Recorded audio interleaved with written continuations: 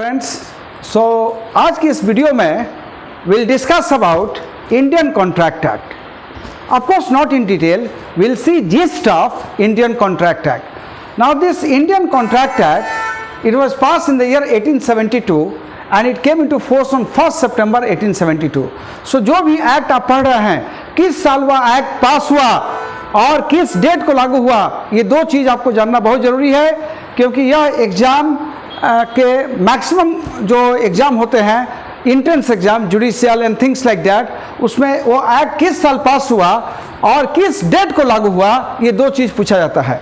Now this Indian contract act it came into force on 1st सितंबर 1872 और ये Indian contract act दो भाग में बटा हुआ है. We have this general principles of contract and we also have what is known as special contract.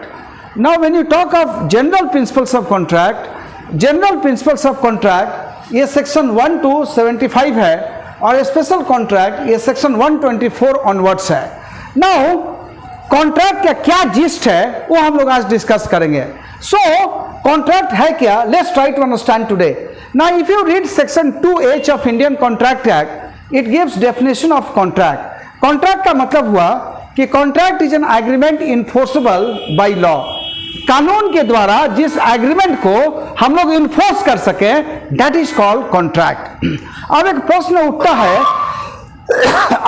उठता है कि कौन सा एग्रीमेंट कोर्ट में इन्फोर्सेबल है. तो कौन सा एग्रीमेंट कोर्ट में इन्फोर्सेबल है, so we come to the point कि एग्रीमेंट में कौन कौन सा एलिमेंट होना चाहिए जिसके चलते वह कोर्ट में इन्फोर्सेबल हो जाए.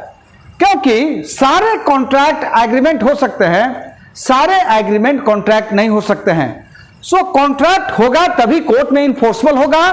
अगर वह कॉन्ट्रैक्ट नहीं होगा तो it will be a मियर agreement. और एग्रीमेंट अगर लॉफुल है, उसमें कॉन्ट्रैक्ट की सारी एलिमेंट्स मौजूद है, तो वह एक स्टेप आगे जाके it becomes a contract. So contract is an agreement which is enforceable in the court of law. अब देखा जाए किस टाइप का एग्रीमेंट कोर्ट में इन्फोर्सेबल है, देखा जाए किस टाइप का एग्रीमेंट कोर्ट में इन्फोर्सेबल है, या यूं बोले कि एक वैलिड कॉन्ट्रैक्ट के लिए क्या क्या एसेंशियल एलिमेंट्स होना चाहिए. Let's try to understand, let's try to summarise today. क्योंकि आज के इस लेक्चर में we are simply seeing what is the gist of contract, what are the essential elements of contract. So let's try to understand what are the essential elements of a contract. So when you talk of essential elements of a contract, first of all, the starting point in a contract is offer. Contract का जो starting point होता है वो offer होता है. So sometimes you get this question in exam, what is the starting point of a contract? The answer is the starting point of a contract is an offer. Now what is offer? What are different kinds of offer? When offer can be revoked? How offer is accepted? ये हम लोग दूसरे video lecture में 1 by 1 पूरा detail में पढ़ेंगे. बस आज हम इतना पढ़ने का प्रयास कर रहे हैं कि कॉन्ट्रैक्ट की बेसिक एलिमेंट्स क्या होती है, एसेंशियल एलिमेंट्स क्या होती है. So first one there should be an offer. And the second is that, मान लीजिए हम अपने मन में सोच रहे हैं कि हम अपना बाइक बेचना चाहते हैं, हम अपना मोबाइल बेचना चाहते हैं, हम सिर्फ मन में सोच रहे हैं लेकिन किसी को कम्युनिकेट नहीं कर रहे हैं, तो फिर उसका कोई फायदा नहीं है.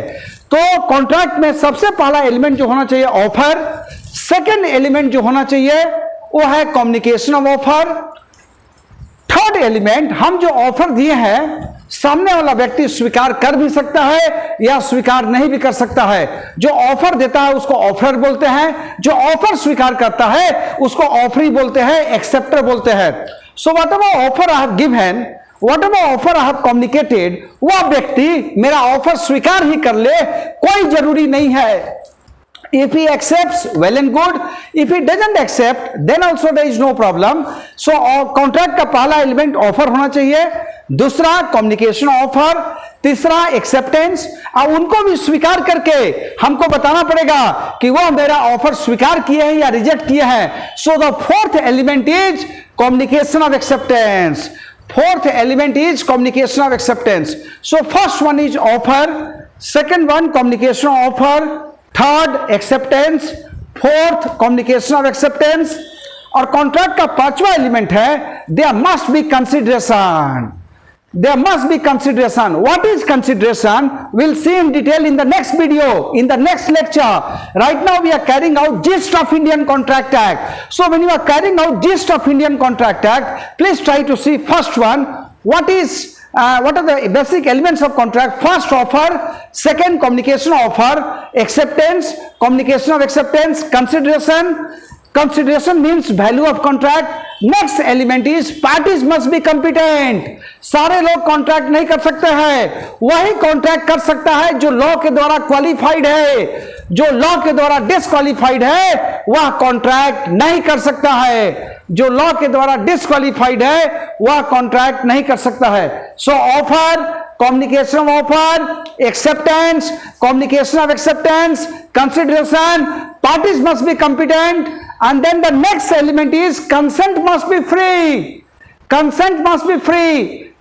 कॉन्ट्रैक्ट में किसी प्रकार का कोर्शन नहीं होना चाहिए, अनड्यू इन्फ्लुएंस नहीं होना चाहिए, फ्रॉड नहीं होना चाहिए, मिस रिप्रेजेंटेशन नहीं होना चाहिए. सो कंसेंट फ्री हो, ये कॉन्ट्रैक्ट में बहुत जरूरी है. अगर कंसेंट फ्री नहीं है तो कॉन्ट्रैक्ट वॉइडेबल हो जाएगा. So again will deal in detail कि कौन कौन सा एलिमेंट है जो कंसेंट को विशिएट करता है, गड़बड़ कर देता है. सो कौन सा एलिमेंट होगा तो कंसेंट फ्री नहीं होगा, ये will carry out in detail in our next lecture. But right now you try to understand कि in a contract if the consent is not free, the same is voidable. वो valid contract नहीं हो सकता है. That's why we are carrying out essential elements of contract. ये सारे elements मौजूद होना चाहिए तभी वो valid contract होगा.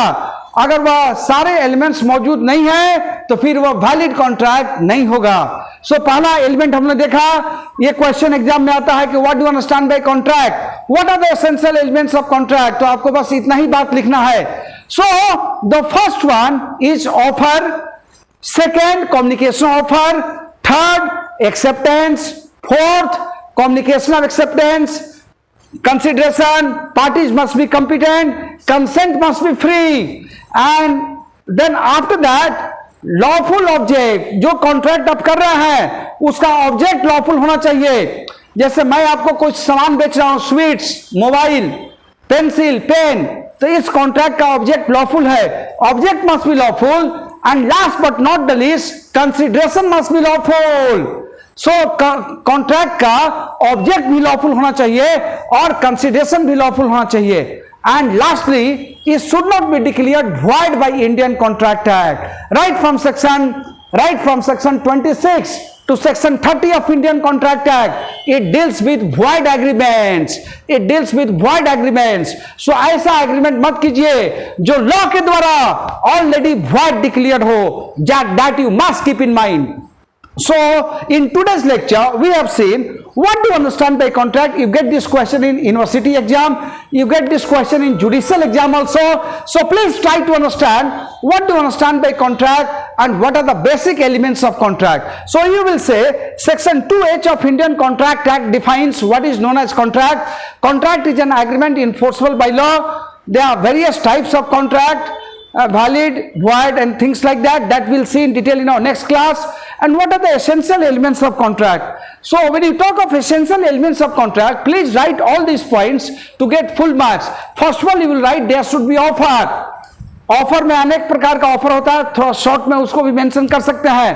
Communication of offer, acceptance, communication of acceptance, consideration, parties must be competent, consent must be free, object must be lawful, and it should not be declared void by Indian Contract Act. So in this way, please try to understand what you have to write when you get the question. Now we'll just discuss one more point, and after that in our next video, in our next lecture, we'll start discussing all the points one by one. First of all, you will take what is offer, what are the essential elements of offer, what are different kinds of offer, that we'll discuss. Then we'll discuss what do you mean by acceptance, what are the essential conditions of acceptance. Then in our next lecture we'll discuss what do you mean by consideration. Then again in our next lecture हम लोग discuss करेंगे कौन सा parties competent है, कौन से नहीं है. कब कंसेंट फ्री होता है, कब फ्री नहीं होता है, all this things will discuss in detail. Now one point which is very important is that there should be intention to create legal relationship. So जब भी आप कॉन्ट्रैक्ट करें, contract is not a social arrangement or some kind of agreement. There should be intention to create legal relationship. मैं आपको 10 mobile दूंगा, आप हमको इतना पैसा दीजिएगा, ये कॉन्ट्रैक्ट ऐसा कॉन्ट्रैक्ट है जिसमें हम लोग सही में बिजनेस करना चाहते हैं. तो मैं अगर आपको मोबाइल दे दिया, आप हमको पैसा नहीं देते हैं, तो इस ब्रीच ऑफ कॉन्ट्रैक्ट आप मेरे खिलाफ कोर्ट में केस कर सकते हैं या मैं आपके खिलाफ कोर्ट में केस कर सकता हूं. So because we have got intention to intend to legal relationship. लेकिन अगर मैं आपको बोलता हूं कि आइएगा कल फुटबॉल मैच खेलने चलेंगे, कल फुटबॉल मैच देखने चलेंगे, आइएगा कल मॉर्निंग वॉक पे जाएंगे, ये जो है इसमें there is no intention to create legal relationship, अतः ये कॉन्ट्रैक्ट नहीं होगा. So whenever you mention essential elements of contract, you must mention very prominently that there must be intention to create legal relationship. कानूनी संबंध स्थापित उस contract में हो जाना चाहिए, तभी कॉन्ट्रैक्ट होगा, अन्यथा नहीं. Thank you so much.